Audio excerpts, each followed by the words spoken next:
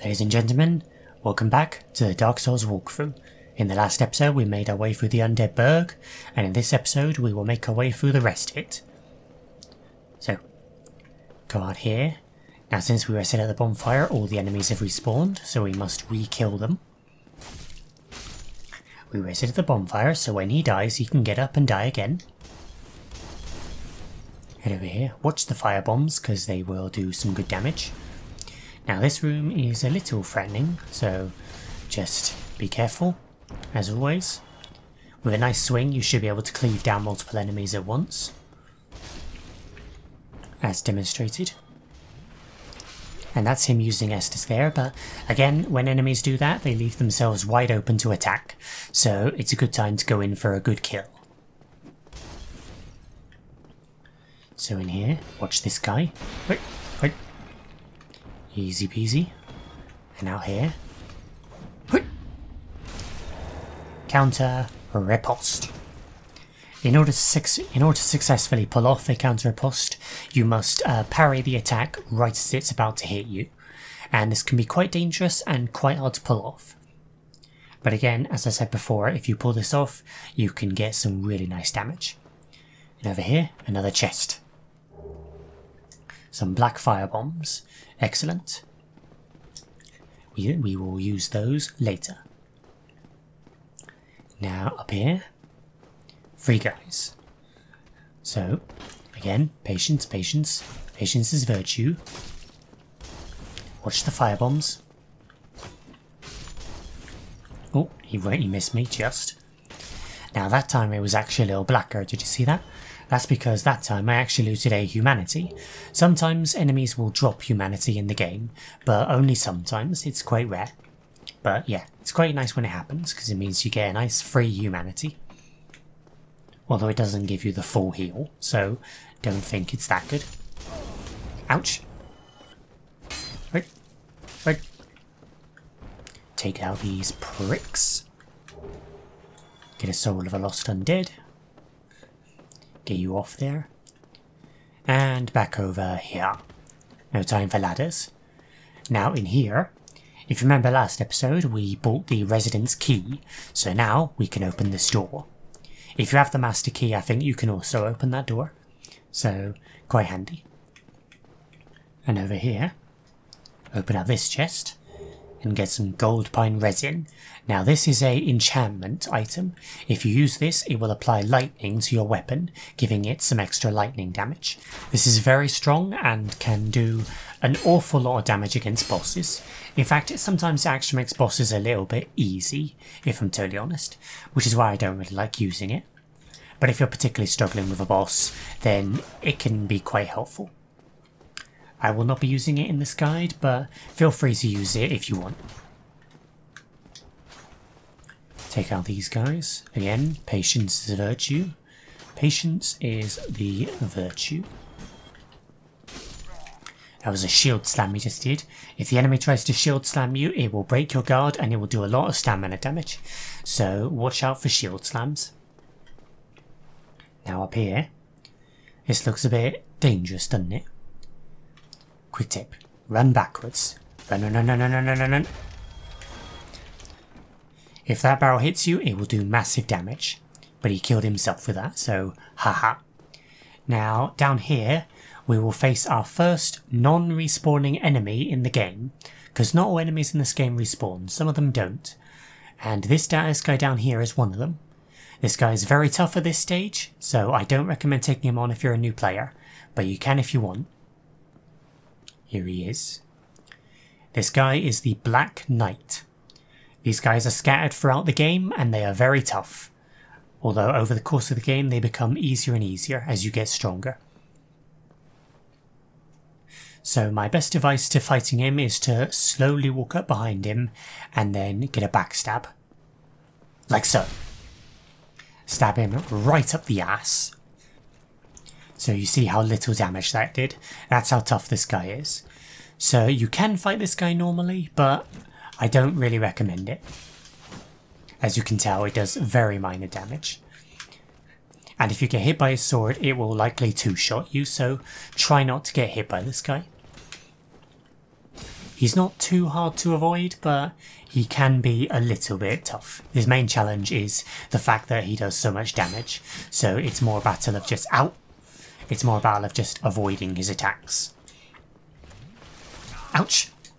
And also, if you try to heal, he will likely do that. He will do his charging thrust, which is quite hard to avoid. So, what are the best way to take down this guy?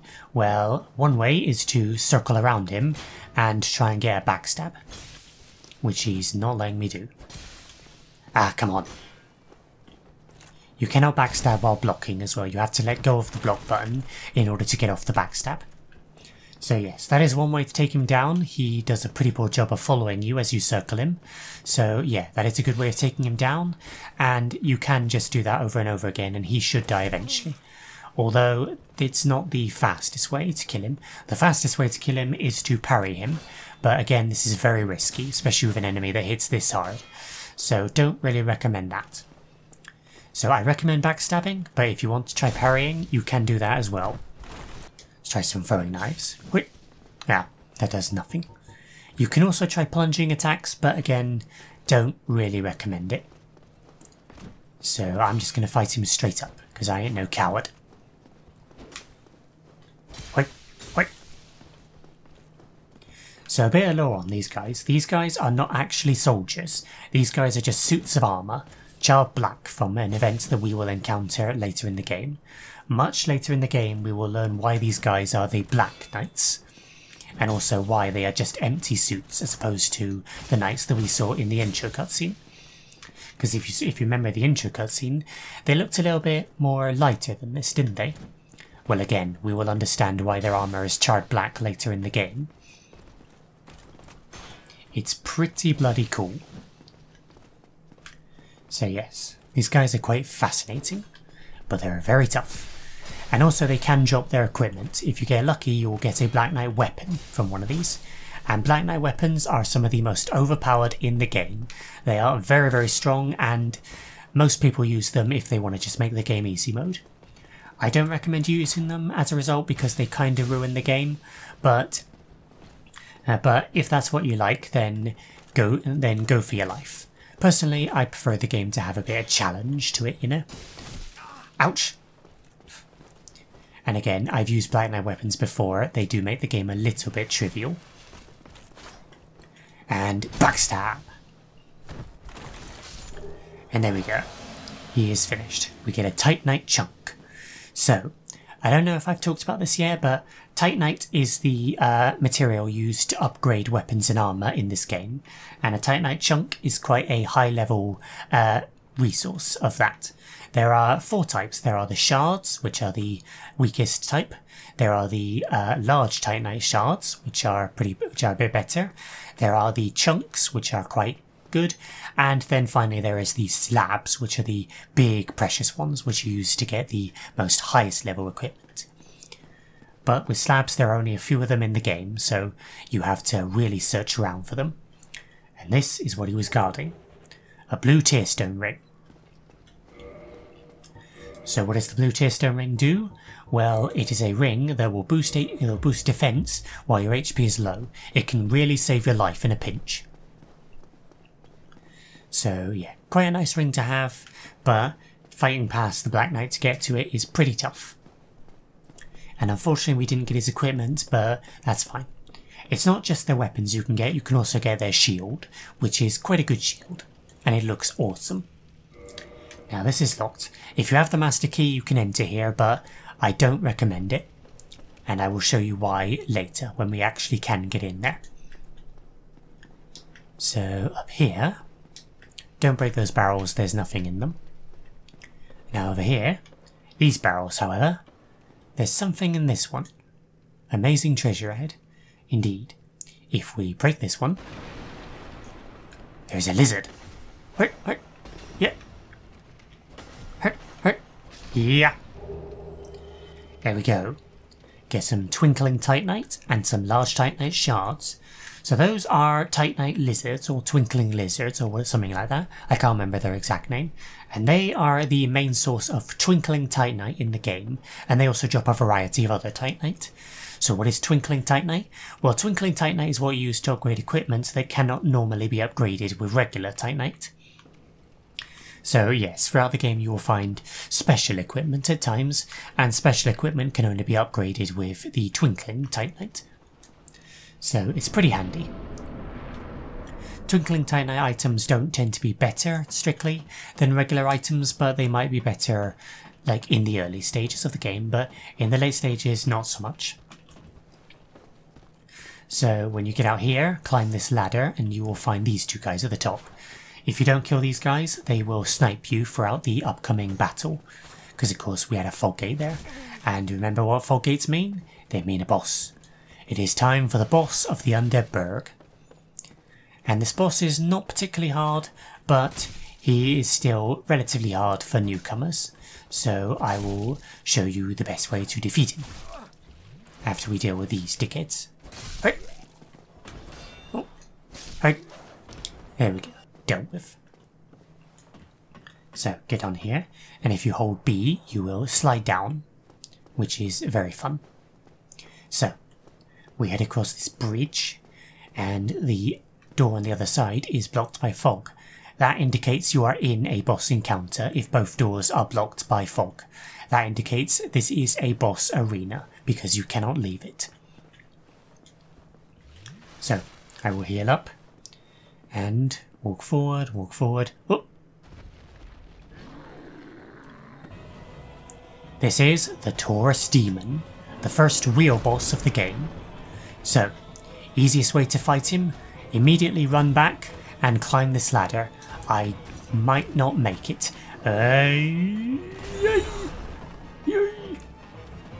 Okay, we made it. Yeah, as soon as he jumps down, try and run backwards, and then jump off and get a plunging attack. There we go, that is the plunging attack. I failed to demonstrate it in the first episode, but there you go. It does quite a good amount of damage. Now, a good way to fight him is to run to the other side, bait an attack, run back to the ladder, climb up it again, and repeat the plunging attack over and over again. It's a good way to take him down, but it is not manly, and I don't really recommend you do it because it's kind of boring and it doesn't really teach you much. So yeah, I recommend not doing it. So, the Taurus Demon's attacks. He will swing around his big axe, and he has some downward swings and some sideward swings. Some of them it's good to dodge backwards, some of them it's good to dodge through the swing. So there you go. With that attack, just dodge through the swing and you're fine. Getting close to him is a good way to avoid his attacks, because then quite a few of them will actually just go straight over your head. And I recommend two-handing your weapon for this, because his attacks pretty much cannot be blocked. And that attack is a little bit hard. That attack as well. His downward swings are a little bit hard to avoid. So yeah. I think dodging backwards is the best way, but not always. I think his thing where he stabs his axe into the ground, it's best to dodge backwards. That one there. And if he swings it downwards, I think it's best to roll to the sides, like when he swings. Whereas if he swings to the side, then just dodge through the swing and you'll be fine. Now, it is possible to fall off the arena in this fight, so try not to do that. And I am actually getting my ass kicked. I apologise. Now, that effect you can see there is the blue tearstone ring activating, so some extra defence. And with that attack, I think it's actually best to dodge forwards. Now, the camera is a little bit of a douche in this game sometimes. And there you go, you can stagger him, and there we go, finish him off. If you hit him enough with a two-handed weapon, or any weapon really, it will stagger the enemy, and quite a few bosses in this game can be staggered, so yes. And if you stagger them, it can allow you to gain some free hits, which is quite nice.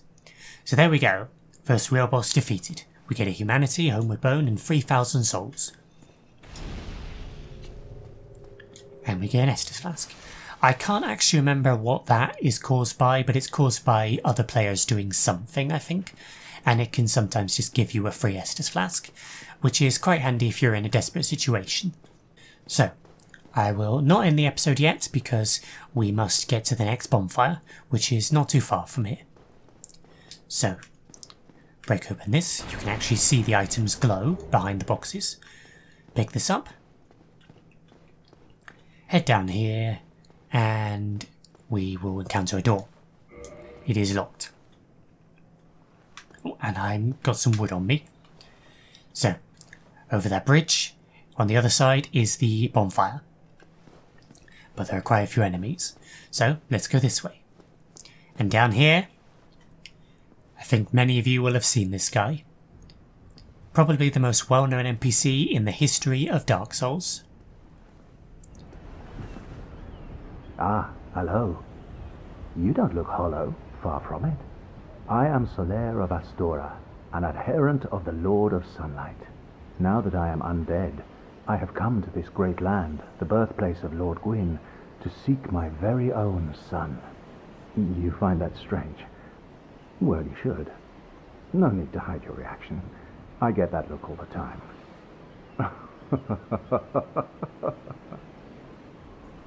Solaire of Astora. Widely considered one of the greatest NPCs in all of Dark Souls, and I very much agree. He's a great guy. And of course, if you ever wonder where Praise the Sun came from, it comes from this guy. Oh, aha. So I didn't scare you. I have a proposition, if you have a moment. Yes, I do. The way I see it, our fates appear to be intertwined. In a land brimming with hollows, could that really be mere chance? So what do you say? Why not help one another on this lonely journey? Absolutely. This pleases me greatly. Well then, take this. We are amidst strange beings in a strange land. The flow of time itself is convoluted, with heroes centuries old phasing in and out. The very fabric wavers, and relations shift and obscure. There's no telling how much longer your world and mine will remain in contact. But use this to summon one another as spirits, cross the gaps between the worlds, and engage in jolly cooperation. Of course, we are not the only ones engaged in this, but I am a warrior of the sun. Spot my summon signature easily by its brilliant aura. If you miss it, you must be blind.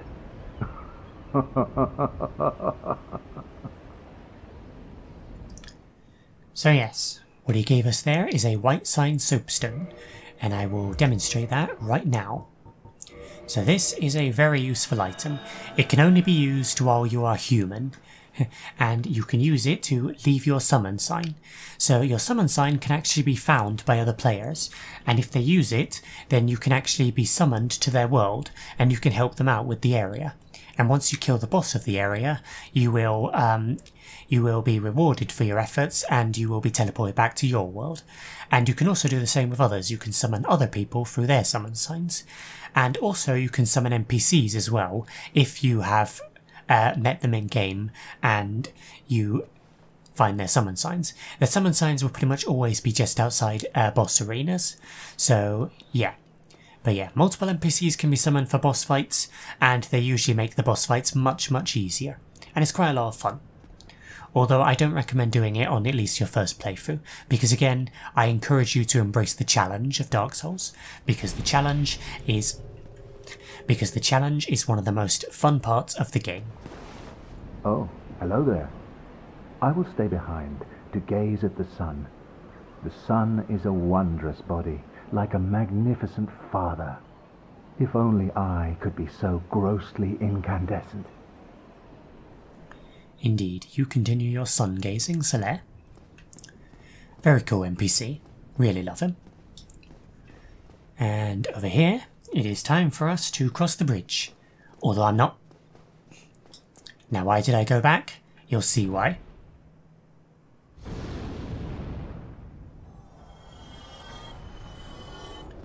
Yep. That's why. The Hellkite Wyvern is back. That is what he's called, the Hellkite Wyvern, or Wyvern, whichever you prefer. So you might be thinking, how the balls do we get across this bridge? Well, he won't actually breathe fire at you if you go only halfway across. It's only if you go more than halfway across that he will actually breathe fire and kill you. And the fire will pretty much guarantee one-shot you at this stage. So I can stand here nice and safe. Now these stairs here will lead down to a bonfire. And you can see in there, in the background, there is a bonfire behind those guys. So you might be thinking, how do we get to him? Or how do we get past him, I should say. Well, I'm going to head down here. Drink an Estus. And, oh, my summon sign disappeared. If you leave an area, your summon sign will disappear. Or if you go offline, of course it will as well. So, down here, we will kick this ladder. And this will actually take us back to the bonfire from the Undead Burg. Again, another instance of Dark Souls' impeccable level design, with loops around and linking back into itself like no man's business. So, how do we get past this, I was going to say dragon, but how do we get past this wyvern, or wyvern? Well, the best thing to do is to run up here, quickly run to the other side, and run behind here. The fire will not hit you here, and you can take cover. Now, I am going to use a gold pine resin here, because I am going to chop off his tail. You might be wondering, how the hell do you do that, or why the hell would you do that? Well, I will show you. A lot of tails in this game can be severed, and you will get cool weapons for doing so. So, as demonstrated, yeah, there we go, the Drake's Sword. And now I will quickly run and get the bonfire. If you rest at the bonfire, he will reset to his perch. And there we go. And if you're in here, he will fly away like the majestic, horrible creature he is. There he goes. He's quite majestic, even though he's terrifying. Pretty much sums up dragons in a nutshell. Majestic and terrifying. So, about that tail, there are other ways to sever it. You can shoot it with a bow from the lower platform, and then every time you shoot it, he will jump down off his perch, and then eventually he will return to his perch, and then you can continue to shoot it with a bow. This takes an awful lot of arrows and is pretty damn boring, so I recommend the gold pine resin option. So yeah, if you apply gold pine resin to your weapon and quickly run under his legs when he jumps down and then slash relentlessly at his tail, you can sever it and get the Drake Sword. Now the Drake Sword is a dragon weapon. Now dragon weapons don't actually scale with dexterity or strength at all, but they have high base damage. So the Drake Sword will be very strong in the early game, when base damage is the main thing that matters. So if you want to make the game easy mode, then use the Drake Sword in the early game. But again, I kind of recommend against it because the Drake Sword feels a little bit like cheating. So, I will now clear out this bridge and then we will wrap this episode up. So, watch out for these crossbow guys. Now these guys are a bit tougher than before. The enemies are going to get tougher and tougher as we progress through this game, because that is Dark Souls' difficulty curve. Dark Souls, at least in the first half, has a very good difficulty curve, with things ramping up and escalating at a nice pace. So, yeah. But in the second half, the difficulty is not quite as balanced, but still pretty nicely balanced for the most part. You'll never run out of challenge in this game, let's just say that. So, get this guy. Ow! Will you just piss off already? Yeah. There. Where? Yeah. What?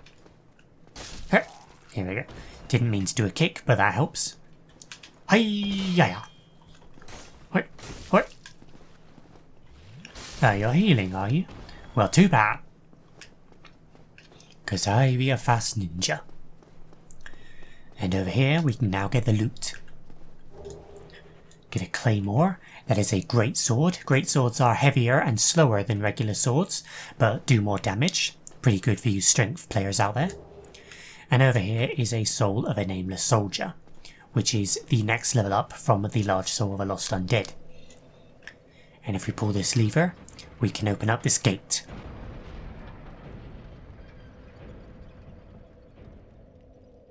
And in the next episode, we will make our way into the next area, the Undead Parish. So, that about wraps it up for this episode, guys. Thank you so much for watching, and I'll see you in the next one. Goodbye.